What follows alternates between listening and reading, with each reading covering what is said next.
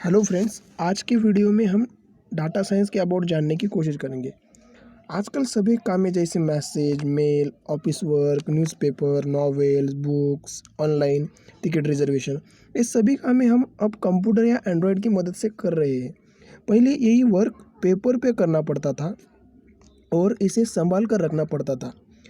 यही सब data science के ही देन है, क्योंकि इस इंफॉर्मेशन को अच्छी तरह छोटी सी चिप में संभाल कर रखना, यही सभी कमाल डाटा साइंस की प्रोग्रेस की वजह से ही हुआ है।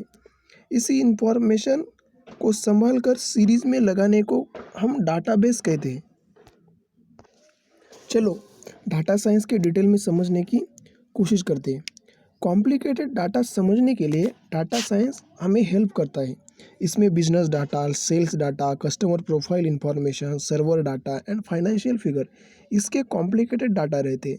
डाटा साइंस की वजह से इसे समझने और उसे एनालिसिस करने में हमें आसानी जाती है। Most of the data unstructured form में रहता है। डाटा साइंस का काम है कि जो अनस्ट्रक्चर्ड डाटा है उसे स्ट्रक्चर फॉर्म में ला के उसे अच्छी तरह से हम यूज़ कर सकें।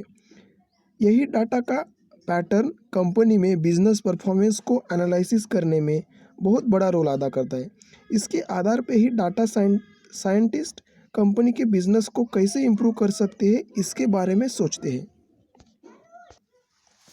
इस फील्ड में जॉब पाने के लिए हमें mathematics, statistic and computer science and programming की अच्छी समझ होनी ज़रूरी है, और उसका नॉलेज होने के बाद उसका यूज़ करके एंड उसके एप्लीकेशन करके हम मार्केट में अच्छी जॉब पा सकते हैं।